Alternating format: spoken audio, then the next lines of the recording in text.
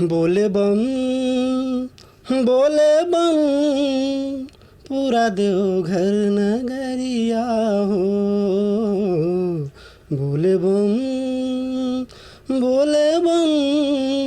पूरा देवघर नगरिया हो। झूमे नाचल गावे कंवरिया हो। झूमे नाचल गावे कंवरिया हो। बोले बम पूरा देवघर नगरिया हो। हम अजीत मंडल रुआ सब भोजपुरिया श्रोतागण के प्रणाम करतानी। आज हमरा संगे बारे भोजपुरी के गायक विनोद मिश्रा जी, जिनकर कई सारा एल्बम आयल है, फिल्म में भी गईले बारे, आगे भी उनकर एल्बम आवता। सबसे पहले भोजपुरी रघुवर श्रोतागण के हमारा नमस्कार, विनोद मिश्रा मंडल के नमस्कार। हम आप लोगों को बताना चाहते हैं कि हमारा पहला एल्बम आ रहा है फेरा भक्तन पे नजरिया वेब कंपनी से। ओकर प्यार और दुलार काफ़ी अच्छा मिलल हमें के। आपने गायकी की शुरुआत कब और कैसे की थी? वैसे गायकी तो शुरुआत हमारे बचपन से हो। मेरे पिताजी भी एक गायक हमें गांव में गाते हैं। स्टार्टिंग से ही मतलब शुरुआत से ही एक बचपन से ही एक भोजपुरी ही गाए हैं। वहाँ पे बहुत सारे प्रोग्राम किए हैं और स्कूल लेवल में भी मतलब कॉलेज लाइफ में भी हम मतलब अपने स्कूल को प्रेजेंट करते थे भोजपुरी के प्रोग्राम से ही। कहाँ से हैं आप? उत्तर प्रदेश के जौनपुर ज़िला से ही। हमारे गांव का नाम मेहुरहा हो, बक्सा मार्केट हो, वहीं ज़िला से हम बहुत कम समय में समझ लें कि 2 साल में हम यहाँ तक पहुँचे जाने जो उनके आपसे वार्तालाप होता।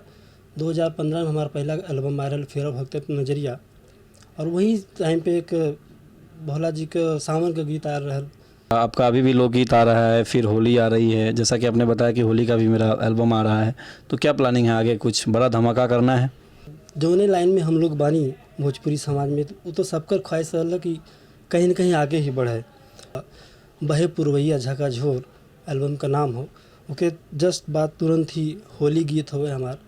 किस टाइप के गाने आपको ज़्यादा? अच्छा, आपने जो अपने नाम के पीछे मधुर लगाया है, जैसे मनोज तिवारी जी ने अपने नाम के पीछे मृदुल लगाया था, तो आपने मधुर लगाया था, तो ये मधुर का क्या राज है, आप बताना चाहेंगे अपने ऑडियंस को? भैया, हम स्कूल टाइम में जब हम गाना गाई तो उस समय आवाज़ थोड़ा सा बचपना रहता, थोड़ा सा सुरीली रहती।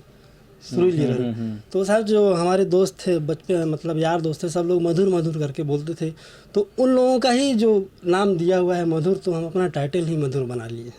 आपने ये संगीत की शिक्षा कहाँ से ली? आप किनको अपना गुरु मानते हैं? हम तो अपना गुरु अपने पिताजी को ही मानते हैं। प्रयाग संगीत समिति इलाहाबाद से, वहाँ से हमने संगीत का कोर्स किया है, और आज तक हमारे गुरु हमारे पिताजी हैं, क्योंकि वो देसी फगुआ गाते थे और वही सुन सुन के हम आज यहाँ तक पहुँचे हैं। अपने पिताजी के गाए हुए देसी फगुआ जो आप गाते होंगे अक्सर, हाँ जरूर। एक लाइन अपने ऑडियंस को सुनाइए जरा। हाँ, एक्चुअली ये तो गांव के चौताल में ये सब होता है, तो एक फगुआ वो लोग स्टार्ट करते हैं।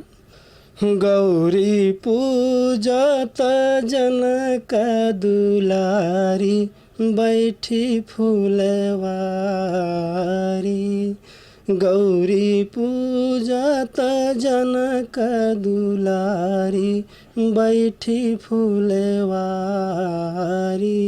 हे बैठी फूलवारी बैठी फूलवारी हो। गौरी पूजत जनक दुलारी गौरी पूजत हो। गौरी पूजत जनक दुलारी गौरी पूजत जनक दुलारी बैठी फूलवारी।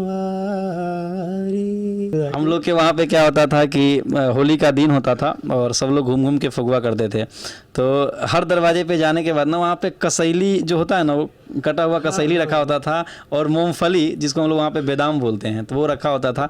तो हम लोग गाते कम थे और जहाँ भी जाते थे देखते थे कि रखा होता था, तो उठा के पैकेट में रखते थे।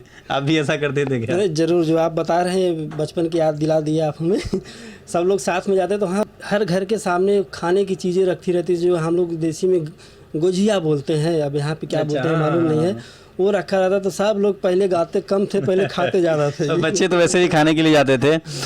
चलिए, और आगे आपका जो प्रोजेक्ट आ रहा है होली का, हम लोग भगवान से दुआ करते हैं प्रोजेक्ट अच्छा चले।